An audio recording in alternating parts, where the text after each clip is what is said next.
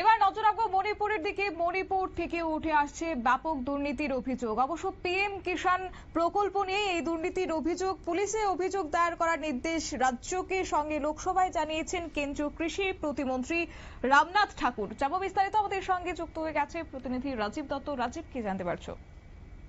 দেখো, প্রথমেই বলি যে মণিপুরে তো অশান্তি চলছে, জানো, এখনো মণিপুর শান্ত নয়। তারই মধ্যে মণিপুর আবার সেই বড় দুর্নীতির অভিযোগ কিন্তু আজকে লোকসভায় করেছেন কেন্দ্রীয় কৃষি প্রতিমন্ত্রী রামনাথ ঠাকুর। তিনি লিখিত বিবৃতিতে জানিয়েছেন যে মণিপুরে যে পিএম কিষাণ, যেন যে পিএম কিষাণ কৃষকরা 6,000 টাকা করে পান বছরে তিন কিস্তিতে, মোট 18,000 টাকা। তো সেই টাকাতে দুর্নীতি করা হয়েছে, এটা যোগ্য লোকেদের দেওয়া হয়নি, সেটা যাদের পাওয়ার কথা নয় তারা সেই টাকাটা পেয়ে গিয়েছে।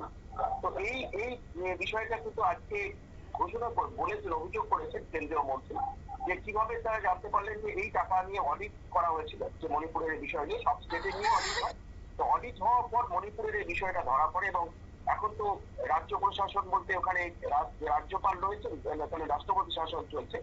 তাই রাজ্য প্রশাসনকে নির্দেশ দেওয়া হয়েছে যে এই বিষয়টা নিয়ে কিন্তু এই যে দুর্নীতি হয়েছে সেই অডিটে যেটা ধরা পড়েছে সেই নিয়ে পুলিশে এফআইআর করতে। এবং এর আগেও কিন্তু যখন রাজ্য সরকার ছিল, যখন রাজ্য সরকার ফাংশন করতো, তখনও কিন্তু এরকম মণিপুরে দুর্নীতির অভিযোগ হয়েছে, সেই নিয়েও কিন্তু এফআইআর হয়েছে। আবার নতুন করে কিন্তু এফআইআর হয়েছে, মানে করার নির্দেশ দিলেন কেন্দ্রীয় মন্ত্রী রামনাথ ঠাকুর। তবে কত টাকা মানে দুর্নীতি বা কত সংখ্যক মানুষের কাছে এই টাকা গেছে, কত সংখ্যক প্রকৃত বেনিফিশিয়ারি পাননি, সেই নিয়ে তিনি বিস্তারিত কিছু বলেননি। তিনি যেটা লোকসভায় বলেছেন যে পূর্ণাঙ্গ তদন্ত পুলিশ তদন্ত করে বাদ করবে যে তারা এই টাকাগুলো নিয়েছে।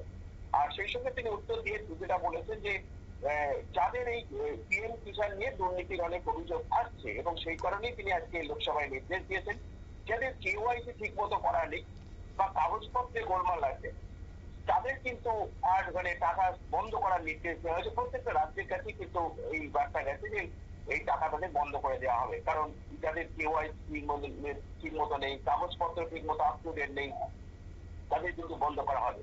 2019 সাল থেকে, যেটা মন্ত্রী জানিয়েছেন, যে 2019 সাল থেকে মানে এই পিএম কিষাণ চালু হয়েছে এবং এখনো পর্যন্ত মানে 19টা কিস্তির টাকা দেওয়া হয়েছে সব রাজ্য মিলিয়ে, প্রায় 3,68,000 কোটি টাকা 19টা কিস্তিতে সমস্ত মানে দেশের বিভিন্ন রাজ্যের কৃষকদের দেওয়া হয়েছে।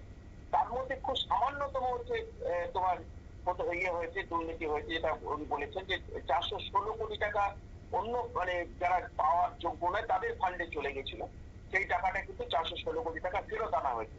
তবে মণিপুরের বিষয়টা নিয়ে তিনি বলেছেন যে মণিপুরকে মানে এর আগেও দুর্নীতি হয়েছে, কারণ সেগুলো তদন্ত করছে পুলিশ।